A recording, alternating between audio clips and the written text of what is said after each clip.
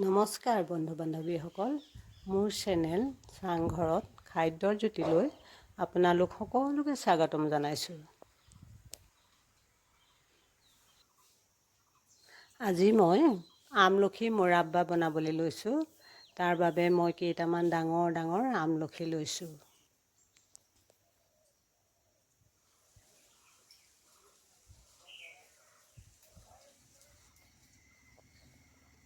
আমলখিখিনি মই 8-9 মিনিটমান ভাপত সিজাই লওঁ।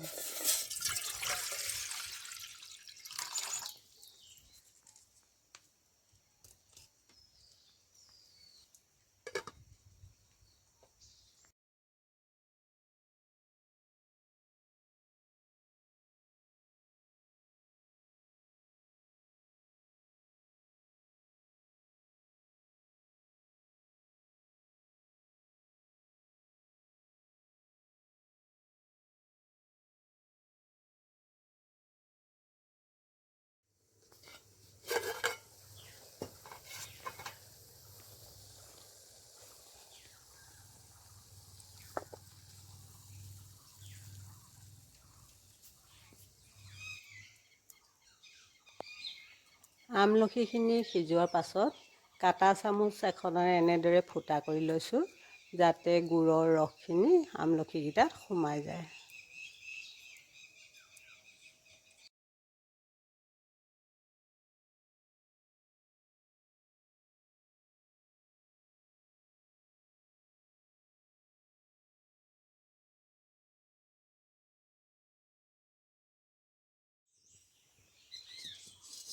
তাৰপিছত কেৰাহীখন পাতি এটা সৰু বাতিৰে 3 বাতি গুড় দিলোঁ।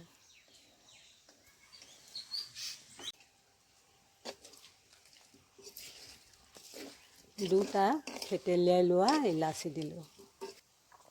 তাৰপিছত আমলখিখিনি এনেদৰে লৰাই আছোঁ গুড়খিনি পাগ নোলোৱালৈকে। এটা বাতিত অকণমান গুড়ৰ ৰস লৈ চালোঁ, গুড়খিনি পাগ লৈছে আৰু আমলখিখিনি নমাব হৈছে। এয়া আমলখি মুৰাব্বাখিনি হৈ গৈছে। এই মুৰাব্বাখিনি ৰসেৰে সৈতে বটলত ভৰাই থ'লে কোমল হৈ পৰে আৰু খাবলৈ সোৱাদ ভৰা হয়।